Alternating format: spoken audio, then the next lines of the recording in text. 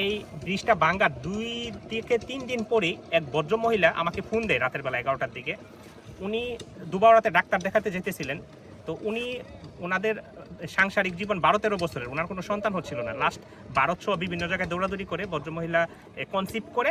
তো এখান থেকে উনি যাওয়ার সময় পিচ্ছিল খায়া পড়ে এবং পরে যাওয়ার পরে ওনার বাচ্চাটা নষ্ট হয়ে যায়, উনি পরবর্তীতে যেটা আমাকে বলে।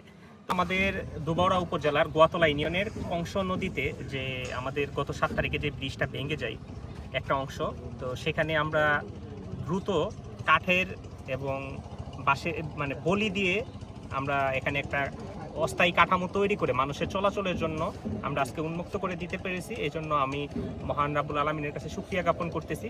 আপনাদেরকে শুধু জাস্ট একটা প্রেক্ষাপট বলি। এই ব্রিজটা ভাঙ্গার 2 থেকে 3 দিন পরেই এক ভদ্রমহিলা আমাকে ফোন দেয় রাতের বেলা 11টার দিকে। উনি দুবারাতে ডাক্তার দেখাতে যেতেছিলেন।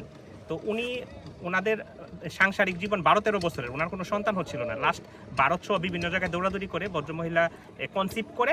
তো এখান থেকে উনি যাওয়ার সময় পিচ্ছিল খায়া পড়ে এবং পরে যাওয়ার পরে ওনার বাচ্চাটা নষ্ট হয়ে যায়, উনি পরবর্তীতে যেটা আমাকে বলে। তো উনি খুব কান্না করে রাতের বেলা বলে যে স্যার, আজকে যদি ব্রিজটা থাকতো তাহলে হয়তো মনে হয় এটা তো অন্যভাবে হতে পারতো। এটা আসলে আমার খুব দাগ কাটে। ভদ্রমহিলার বাড়ি এদিকে আশেপাশে আছে, আমি পরিচয়টা বলতেছি না। তো আসলে আমার তারপর থেকে খুব দ্রুত কিভাবে ব্রিজটা করবে এখানে, মানে কিভাবে দ্রুত ব্রিজটা করে মানুষ যেন হাঁটতে পারে। আমার যানবাহন ধরেন না হলেও, যানবাহন যদি চলাচল নাও করতে পারে, কিন্তু যদি মানুষ চলাচল করতে পারে তাহলে কিন্তু অনেক জিনিসের সমস্যার সমাধান হয়ে যায়। তো আমরা খুবই দ্রুত এখানে আমাদের এমপি মহোদয় এই বিষয়ে আমাদেরকে সক্রিয়ভাবে সহযোগিতা করেছেন।